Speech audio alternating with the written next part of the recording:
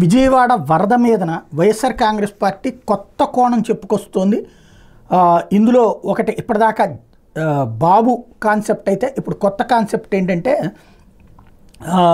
బెజవాడ బుడమేరు ముప్పు లేకుండా 2008లో వైఎస్ బృహత్ ప్రణాళిక తయారు చేస్తే డైవర్షన్ ఛానల్ సామర్థ్యాన్ని అప్పుడు పెంచాల్సి ఉంది.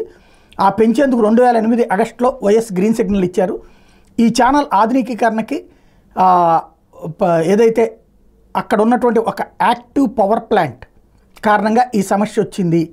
అది ఒక పత్రికాధిపతిది, అంటే వీళ్ళు రాసిందైతే పేరుతో సహా రాశారు కానీ నేను అది ప్రస్తావించట్లేదు.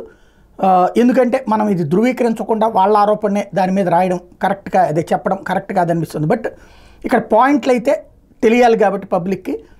ఇందులో 2021 జనవరి 6న ఎన్ఓసిని రద్దు చేసింది వైఎస్ఆర్ కాంగ్రెస్ పార్టీ ప్రభుత్వం. ఆ ఉత్తర్వు మీద హైకోర్టు నుండి స్టే తెచ్చుకోవడం వలన కృష్ణా బుడమేరు డైవర్షన్ ఛానల్కి సంబంధించి పని జరగనీయలేదు. దాని కారణంగానే ఈ వరదంతా కూడా ఒప్పొంగి ఊరి మీదకి వచ్చి పడింది.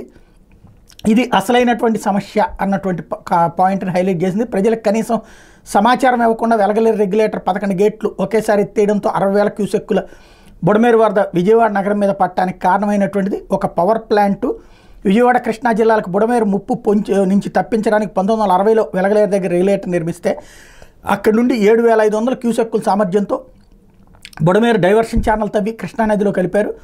నార్లతాతారావు థర్మల్ పవర్ స్టేషన్ నుంచి 2,000 క్యూసెక్కుల వేడి నీటిని కూడా బీడీఎస్లో కలిపేలా 1979లో మరో కాలువ తవ్వారు. అంటే ఏడాది పొడవులో బీడీఎస్లో రోజు కనీసం 2,000 క్యూసెక్కుల నీరు ఉంటుంది. దాంతో బీడీఎస్పై 1,400 కిలోవాట్ల సామర్థ్యంతో జల విద్యుత్ కేంద్రం ఏర్పాటుకు అనుమతి ఇవ్వాలని 1994లో జెన్కో ప్రభుత్వానికి దరఖాస్తు చేసుకుంది. అయితే 95లో చంద్రబాబు గారు వచ్చిన తర్వాత అది ఆపేసేసి అది వేరే ఒక జర్నలిస్ట్కి సంస్థ యజమానికి ఇచ్చారు.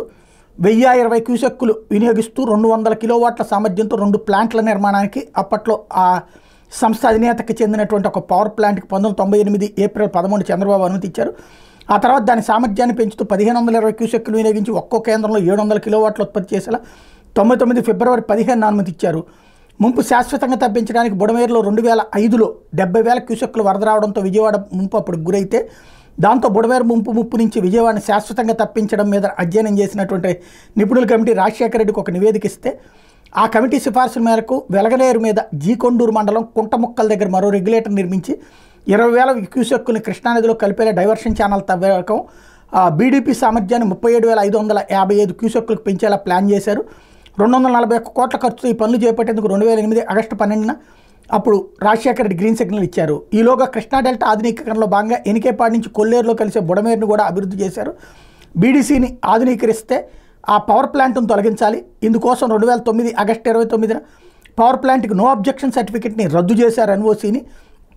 అయితే అప్పటి సీఎం రాజశేఖర రెడ్డి హఠాన్మార్గంతో బీడీసీ ఆధునీకరణ పనులు ముందుకు కదలలేదు.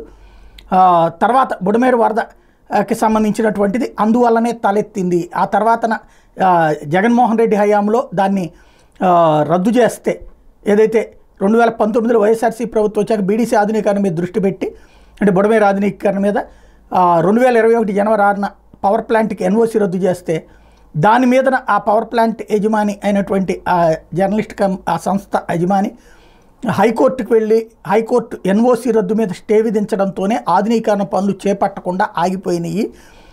ఆయన ఆ సదరు కారణంగానే ఇది ఆగిపోవడం వల్లనే ఈ రోజున ఇంతమంది ప్రాణాలు కోల్పోవడం కానీ ఇంత పెద్ద ఇన్సిడెంట్కి కారణం అవడం కానీ జరిగింది. అదే కనుక రాజశేఖర రెడ్డి హయాంలో అది ఆపకపోయినా లేకపోతే మొన్నటిసారి ఆపకపోయినా ఈ సమస్య వచ్చేది కాదు అన్నటువంటిది ఇప్పుడు వైఎస్ఆర్ కాంగ్రెస్ పార్టీ రైజ్ చేస్తోంది.